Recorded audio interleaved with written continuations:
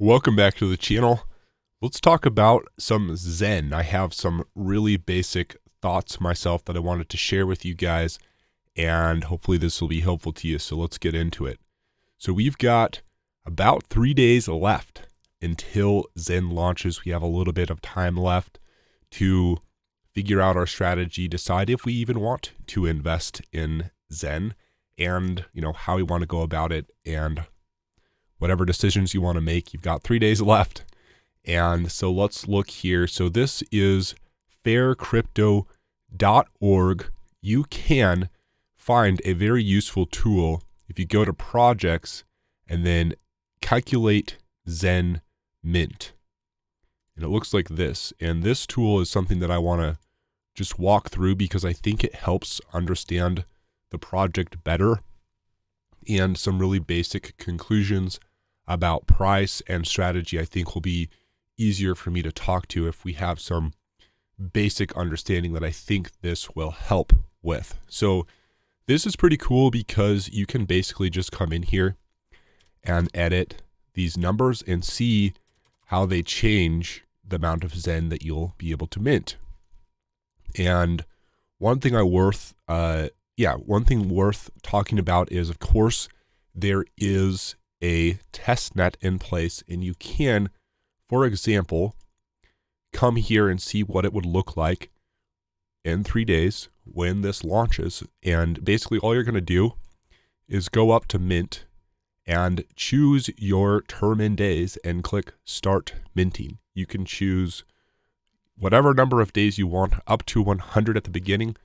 Throughout the length of this project, you will be able to, I believe, this number will go up, but the max right now will be 100, and that is worth recognizing and knowing when we look at these numbers here. So let's keep going. So this right here, as I said, is your mint term in days, and the maximum, as I said, is 100 days. But let's just play with numbers as we go because I think it helps add meaning to these numbers when we see the Zen to mint change based on what we put in this. So let's put in one.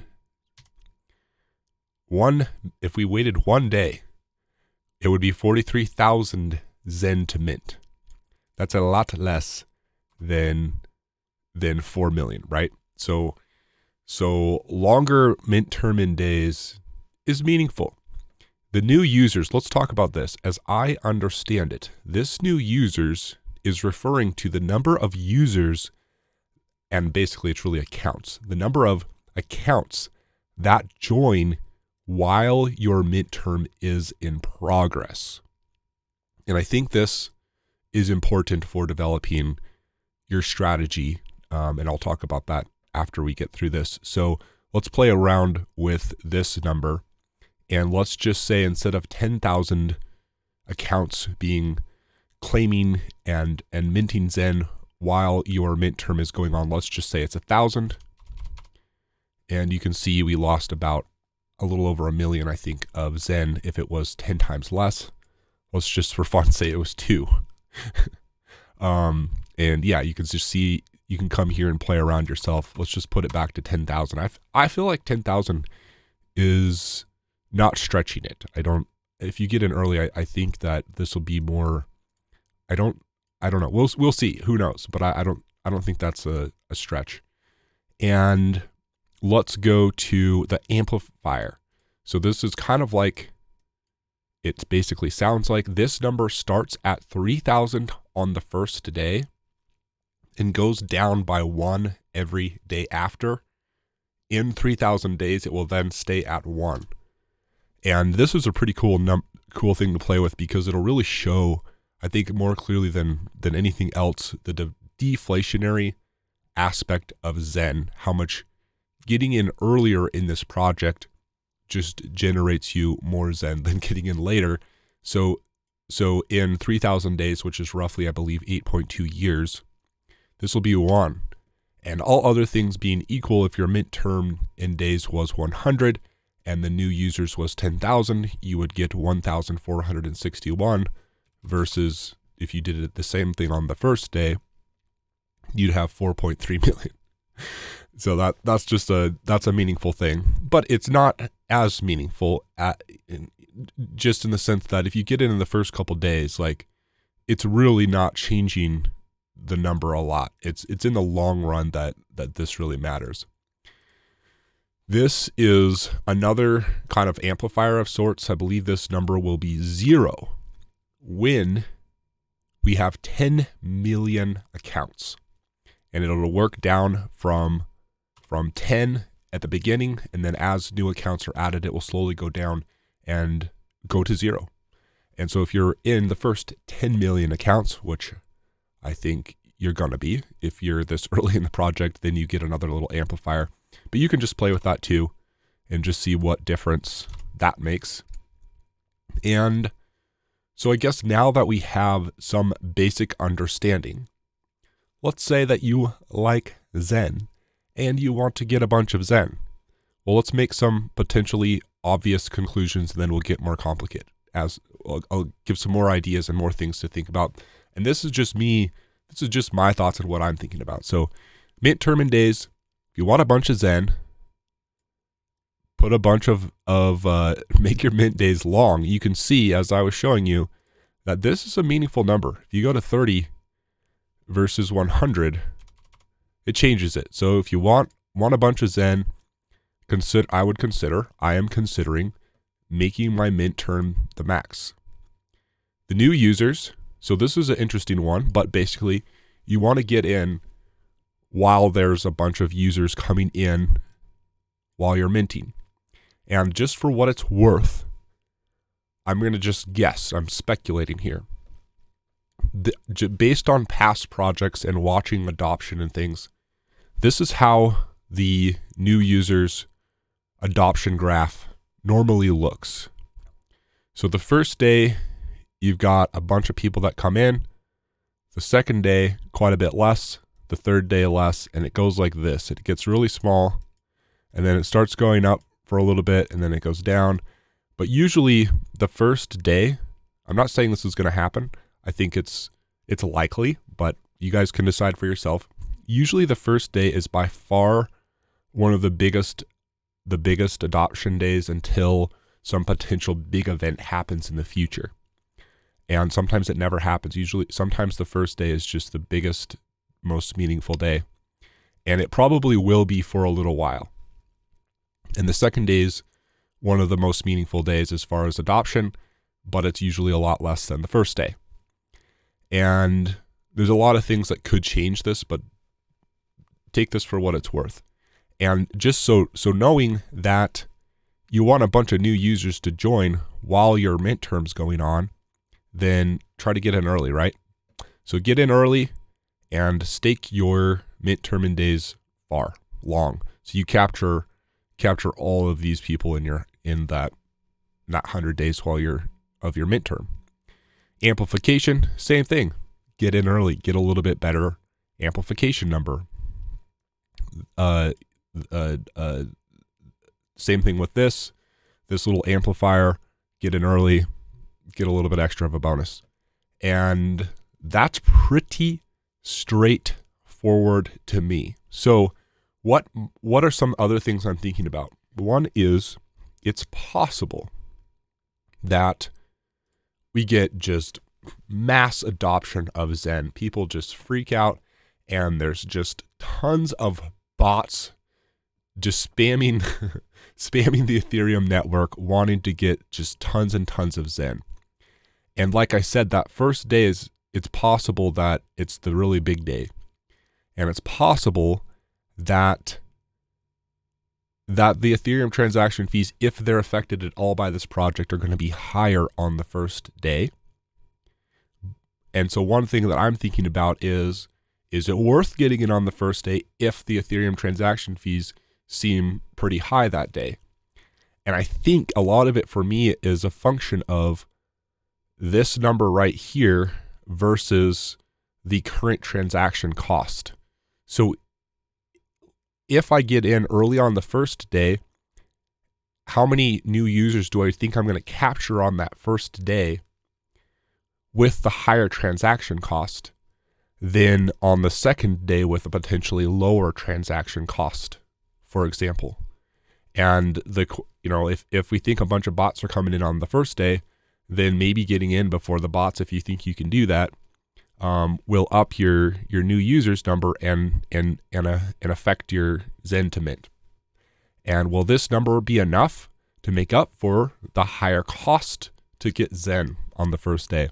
That is something I think you should decide for yourself. And you can create accounts on the first. You can create accounts wherever you want, and so you can diversify, right? You can kind of dollar cost average in if you want to. One thought on dollar cost averaging is that I believe there's a relatively significant penalty for not ending your stakes in really the first day. In the first couple days, you're going to have a massive penalty if you don't end. So if you get too complicated, create accounts on like the 1st and the 4th and the 10th and the whatever, you got to realize that you need to be watching these accounts and ending them, or your Zen goes away in those accounts, as I understand it. So if you get too complicated, you can work against yourself. And I think that's just something to pay attention to. So those are some thoughts for you. Another thought is I want to talk about Zen price. So here I'm going to try to state kind of the obvious. Let's say that I could come to the contract and mint, let's just use this number since it's here, for $5 worth of transaction costs, I can mint 4.3 million Zen. And let's say that I could go on an exchange, on Uniswap, I can go wherever and buy it off the market basically for $5 for, let's say, 4 million Zen. What would you do? I would come here and mint my own Zen because you get more for the same value, right?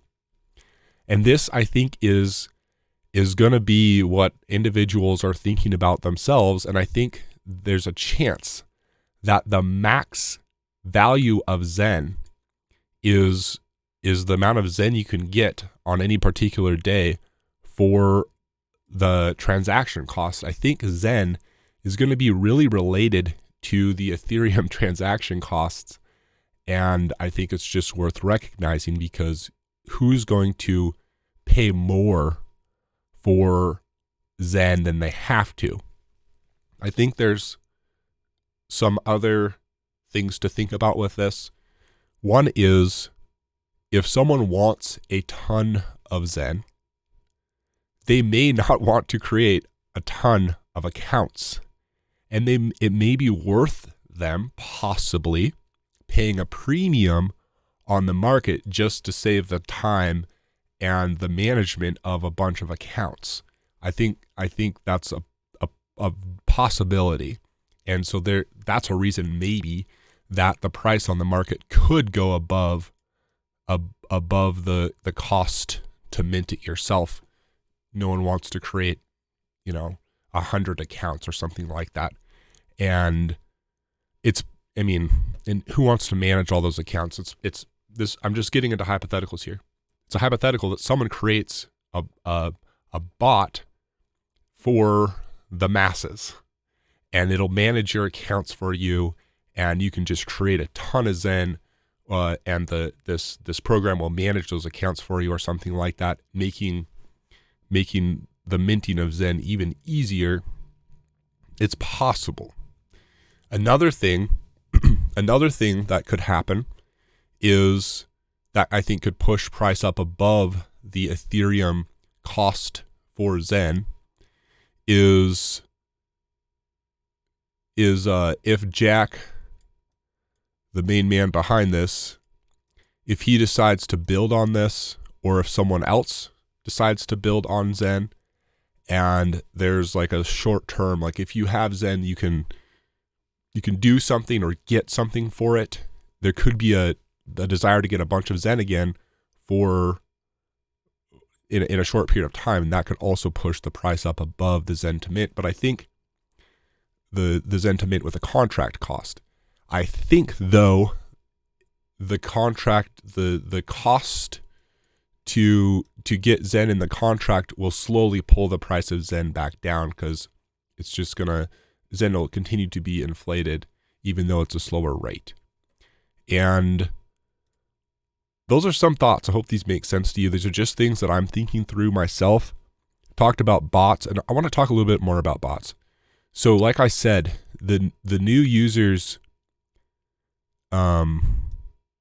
includes bots, right?